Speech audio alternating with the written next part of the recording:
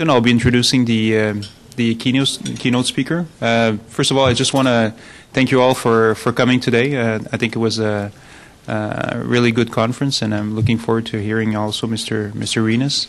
I'd like to maybe just take a moment to thank the Canada Institute for hosting this good conference. The Quebec government has been partnering for over 4 years now with the Canada Institute, so we really value the great work that David does, David Biette, the director, his great staff, Ken, Laura. So thank you very much. We really appreciate this. Also,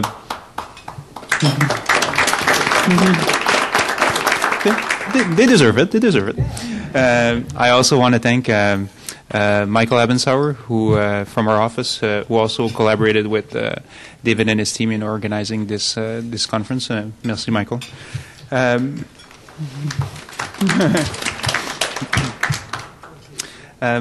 So I think this is a timely conference. It's not a new issue. You know, we've been talking. I've been in Washington now for 3 years, and I've been to many events where we've talked about border governance. But I think focusing more closely this morning on preclearance is important.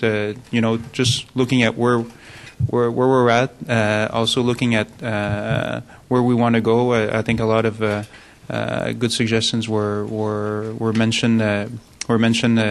This morning. So you know, I think a lot of work has been done. I think the both governments in Canada and the U.S. Have worked very hard to put these different programs in place. I think it's also obvious that there's still some challenges that more could be done. And like Anne mentioned this morning in her presentation, for us. It's a renewed focus because of our strong interest in participating in the high-speed rail projects here. So thank you again, David. It's now my pleasure to introduce Mr. Renas.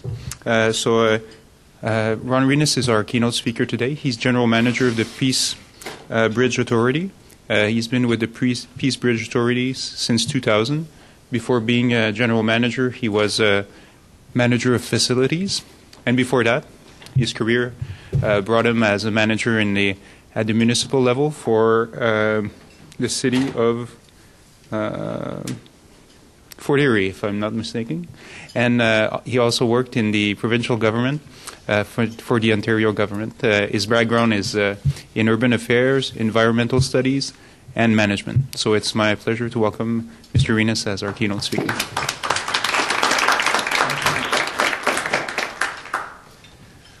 Well, thank you for the opportunity to speak today on a topic that's actually quite near and dear to me and the Peace Bridge as an entity. The Peace Bridge between Buffalo, New York and Fort Erie, it's one of the most important border crossings between Canada and the U.S.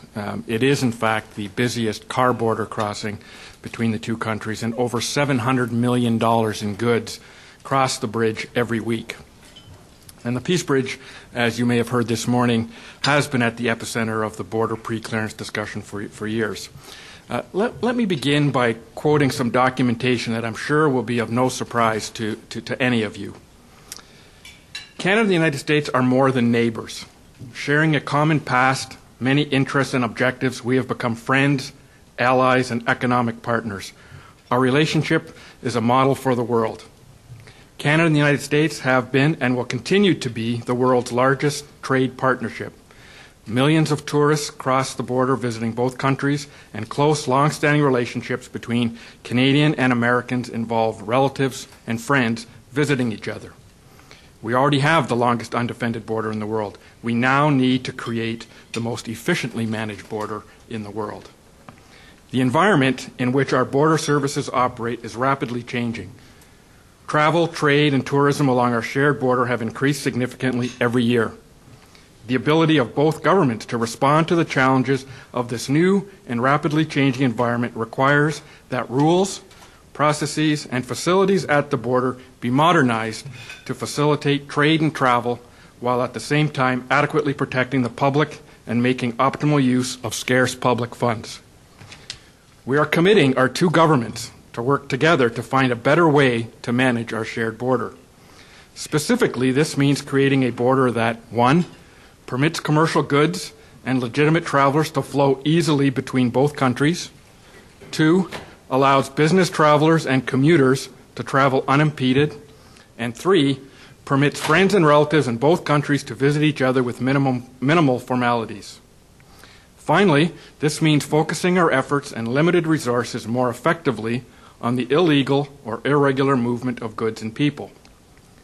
This landmark agreement constitutes the foundation for a world-class, efficient, and modern border to meet the future needs of Canada and the United States of America. This represents an unprecedented opportunity which will benefit our border communities, traders, tourists, and citizens. This commits the two governments to an ambitious and innovative program designed to provide border services that will promote international trade, facilitate the movement of people, and provide enhanced protection against drugs, smuggling, and the illegal and irregular movement of people. It will also provide for more efficient use of taxpayer dollars. Millions of people and billions of dollars in commercial goods cross the Canada-U.S. border each year, benefiting both countries. This will promote and sustain that growth and historic relationship." End quote. So why did I read all of this to you? It sounds like material ripped right out of last week's newspapers or recent government press releases. The fact is, all of what I just read to you came out of the Canada-United States of America Accord on our shared border, formally announced almost 16 years ago on February 24th, 1995 by Prime Minister Chrétien and President Clinton, following several years of discussion. 16 years, and here we are. So why is this relevant today? Because it was on the strength of this accord and discussion with both governments and negotiations leading up to it that the Peace Bridge Authority embarked 15 years ago on the major reconfiguration of the plaza and lands on the Canadian side of the border. We actually went out and borrowed about $45 million to institute shared border management. It involves significant land acquisition, building relocations, road realignments, all done to accommodate the relocation of U.S. customs and Peace Bridge tolls to Canada. Conduits were even put in place under the concrete in anticipation of this occurring. And what all this is used for today, it's used as a truck parking lot. And there's a benefit in that, because while we don't get the trucks across any quicker, at least the trucks, 100 to 120 at a time, are parked safely without lining up for 2 and 3 miles on the Queen Elizabeth Way. So what has changed from then to now in these 16 years? Clearly, the tragic events of 9/11 have had a profound impact on the border. Creation of the Department of Homeland Security by amalgamating immigration and customs, passage of the Patriot Act, Trade Act, Nexus and FAST programs. Actually, Nexus was actually a program developed pre-9/11. Recommendations of the 9/11 Commission and the Western Hemisphere Travel Initiative have had and will continue to dramatically affect the operations of the Peace Bridge. In recognition of these new border realities, the governments of Canada and the U.S. in December 11th signed the Smart Border Declaration and its companion 30-point action plan, reiterating to a large extent the 1995 Accord, basically putting a different spin on the same words: secure flow of people, secure flow of goods, invest in secure infrastructure, coordination and information sharing. The Government of Canada implemented the Border Infrastructure Fund program, which resulted in $50 million in infrastructure improvements at the Peace Bridge. On that point, part of what was talked about in 1995 did in fact become reality when in 2005 we relocated the Peace Bridge tolls from the U.S. Plaza over to the Canadian Plaza with U.S. employees working in Canada as if they're actually living and working in the U.S. And Senator Schumer was instrumental in helping us to achieve that, because we needed Canada requested a reciprocal agreement from the IRS to allow Canadians to work in the U.S. Everything comes back to reciprocity between Canada and the U.S. But we were able to get it done because there was a will to get it done. In terms of a U.S. Customs presence in Fort Erie, since 2003, U.S. Customs and Border Protection staff have been working side by side with CBSA staff, processing Nexus and FAST applications, in a Peace Bridge Authority owned and maintained building. There is also an IBET, Integrated Border Enforcement Team, operating on the Niagara River. And on the Niagara River and Lake Erie, the ship rider agreement is enforced jointly by Canadian and U.S. officials. And that does include U.S. employees, U.S. Customs staff carrying guns in Canada. So in view of everything I have stated, it really is not all that surprising that in December of 2004, Deputy Prime Minister McClellan and Homeland Security Secretary Tom Ridge signed the framework to proceed with land preclearance at the Peace Bridge with the relocation of all U.S. primary and secondary border operations for both commercial and passenger traffic from Buffalo to Fort Erie. In essence, it confirmed what was already being planned in 1995. In their joint statement, Deputy Prime Minister McClellan and Secretary Ridge said, quote, "Preclearance at the land border is an excellent example of how the United States of America and Canada can advance the dual objectives of security and facilitation," end quote. 2.5 years of negotiations ensued. Millions of dollars were spent. A U.S. Plaza plan was actually developed and approved by Customs and Border Protection to be built in Canada. However, in April of 2007, Department of Homeland Security Secretary Michael Chertoff advised Canada that border preclearance would not be possible as Canadian law would prevent the U.S. from exercising law enforcement authorities on the Canadian side of the Peace Bridge. Secretary Napolitano confirmed this position in August of 2009 when she stated in a letter to some members of Congress, quote, "Implementing the proposed land preclearance framework would have required the United States to accept a lower level of security at a land preclearance crossing than at any other U.S. port of entry, or required Canada to accept actions contrary to its Charter of Rights and Freedoms.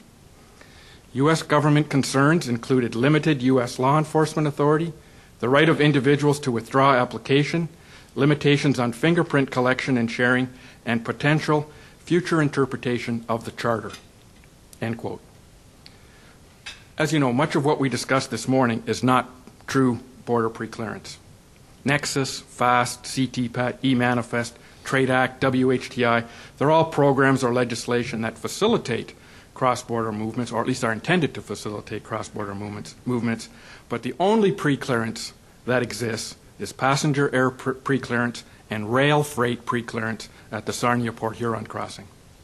That means, or that is, U.S. CBP officials working in Canada making admissibility determinations prior to entry in the U.S.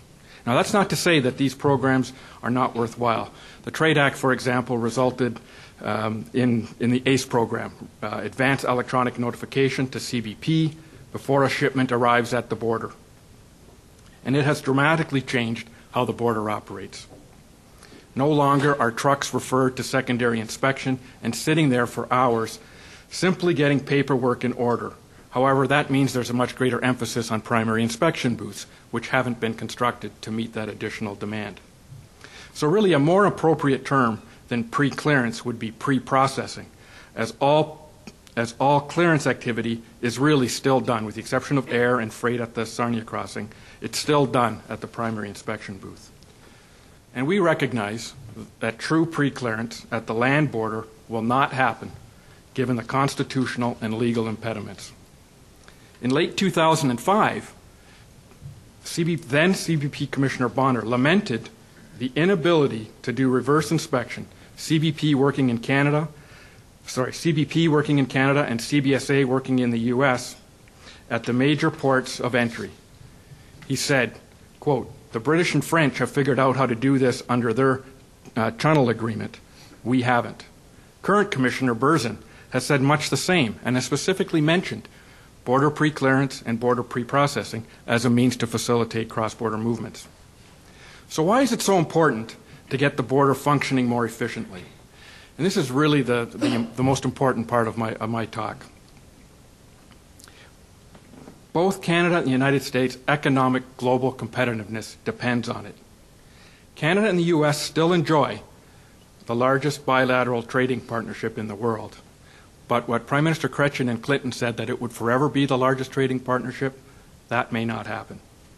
Did you know that two-way trade in goods and services totaled $660 billion in 2007. However, did you also know that in 2007, China surpassed Canada as the United States' #1 source of merchandise imports? $296 billion from China, $296 billion from China, $226 billion from Canada. I began my remarks talking about the 1995 Canada-U.S. Shared Border Accord. Well, let's review the data as to what's been happening at the border since then, the early 1990s. From a high of close to 100 million cars crossing the border in 1991, that has steadily declined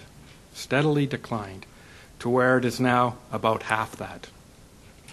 Hard to believe, the two friendliest nations, that cross-border traffic has declined by about half. Since a high in 2000, truck volumes have steadily declined by about 3.6% annually. And the trade numbers bear that out. Merchandise trade between Canada and the U.S. declined by about $100 billion between 2004 and 2009. Canada's trade with China increased, almost doubled for that same time frame, and increased with other countries from $179 billion to $217 billion. So why should all of this be of concern? It's of concern because the Canadian and U.S. economies are so fully integrated that border impediments hurt both countries' global competitiveness. Let me explain what I mean by that. The U.S. imported about $200 billion in manufactured products from Canada in 2008. That's less than the 2007 number I just indicated. About $115 billion of that, or about 57-58%, are intermediate imports used by U.S. companies to produce other goods or services for worldwide or domestic markets. So as it costs more, or it takes longer to cross the border, the less competitive U.S. goods are globally. The highly integrated binational trade relationship benefits both countries, allowing them to better meet challenges of foreign competition. Nowhere is this more evident than in the automotive industry, where components of a vehicle cross the border multiple times before ultimately ending up in the hands of the customer. Every border crossing requires compliance with all regulatory and security requirements imposed by governments. And these compliance costs, just the regulation that's associated with it, is in addition to the cost of border delays associated in large part due to inadequate infrastructure. I got this from an automotive association. A Chevy Equinox with major components assembly and vehicle assembly in Canada, U.S., and Mexico has an estimated 27,000 border crossings to get 4,500 vehicles to market. And I use 4,500 because that's how many cars can be brought across on a container ship. A Hyundai Tucson, manufactured in South Korea, with 4,500 vehicles delivered on a ship, has one border crossing, one document.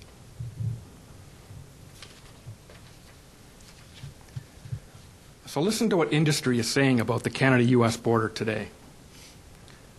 Basically, they conclude that border operations have not been streamlined to the extent hoped. CTPAT is a good program. A lot of people don't get into it. They don't see the benefits. There's an estimated 45-plus government departments between Canada and the U.S. that have importation requirements. Over the last several years, there's been an increased demand for more import documentation at the border. Data requests are not aligned across government and can vary by department. More data at the border results in fewer goods being eligible under FAST. Government departments often do not recognize low-risk programs that are rooted in customs programs and create unique and often duplicative programs. There's difficulty in implementing electronic reporting and processing. Often low-risk loads like CTPAT face increased inspection rates because of the verification requirements. There's decreased traffic volumes, but because of infrastructure, there's increased dwell times. There's contingencies plans that have been developed, but they haven't been tested, so industry is unsure. What that leads to is many companies look calling it just-in-case inventory. They build a warehouse as opposed to just-in-time. And so when you talk about all of these things, why is it that General Motors cannot move an engine from the Tonawanda plant near Buffalo to its engine plant or to an assembly plant in Michigan without having to import it to Canada and then export it again to the U.S. when we have such an integrated economy? Now, General Motors and the other automotive industries have been working with CBP for close to 6 or 7 years to develop a protocol that will allow that type of movement to take place much more seamlessly than it does today. U.S., Canada, U.S. Nothing changes on the shipment. Canada just recently was able to get it in place for Canada, U.S., Canada. So a shipment from Winnipeg coming to Toronto, let's say, could cross through the U.S. without going through all the paperwork. We still cannot move an engine from Buffalo to Detroit. Unbelievable. So let's compare that to Europe. In Europe, since 1993, there's been a single market shared by 22 countries with no internal border controls. Not only were the border checks removed, but technical, regulatory, legal, and bureaucratic barriers were also swept aside. It is estimated that this has reduced the final costs of products by 15%. And again, that makes them much more globally competitive. Created several million jobs and generated in an estimated $1 trillion of extra wealth. Now, having lived the border preclearance debate at the Peace Bridge, I'm not that naive to believe that Canada and the U.S. will ever eliminate the border. However, we need to do a much better job of having the border become seamless and invisible, at least to business, to a much greater extent than what it is today. The federal governments on both sides of the border need to stop saying no to concepts that seek to achieve that objective. We have to move from rhetoric to action. 16 years has been too long. That's what pre-clearance was intended to be. Unfortunately, we have not been able to achieve that. There are other initiatives, as we heard this morning, that should be explored and need to be explored. Our economic future depends on it. Thank you.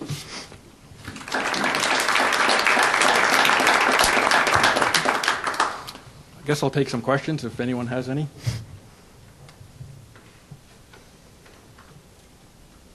Okay, great. Thanks for having me.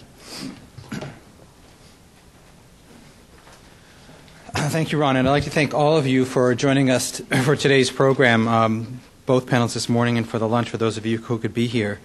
I think there were some really good points made, and I was impressed to hear that Kevin McAleenan this morning talked about how can we thin the border, because thinning the border is not something you usually hear from Americans. You hear it from Canadians saying we want to make the border less thick or thin, but it was nice to hear it from an American. I mean, the challenges of cost and infrastructure development certainly were made in many, many of the presentations. The challenges of risk also came up, and I think indirectly from Ron's comments just a minute ago, and how to differentiate between people and cargo. We could probably get into a long, long discussion about that. Efficiency for preclearance, and as the distinction was made, also preclearance and clearance. How do we make it all more efficient? And as Ron also pointed out, this pre-processing that's good, but how do we actually make it smoother? We also heard about the importance of local support for initiatives and how local support can get things going. They know what the needs are in the area, but you also have to get the feds involved at the appropriate time. And I'm really delighted to hear that Ron talked about the challenges that industry brought up, because industry is the one that's going to drive our economy. We need the jobs here, and moving things quicker, getting trade going better is going to improve the economic situation of the United States and Canada, and that also means jobs. So I'd like to thank you, Ron, very much for agreeing to speak to us this afternoon. Thank you all for your input. The webcast will be posted fairly soon. We'd like to also post the PDFs of the presentations and other remarks. And if you have any ideas for future programs that we can get Canadians, Americans together to talk about this stuff, we'd be happy to pursue that with you. Anyway, thank you very much for coming. Have a safe journey home, and we look forward to seeing you again.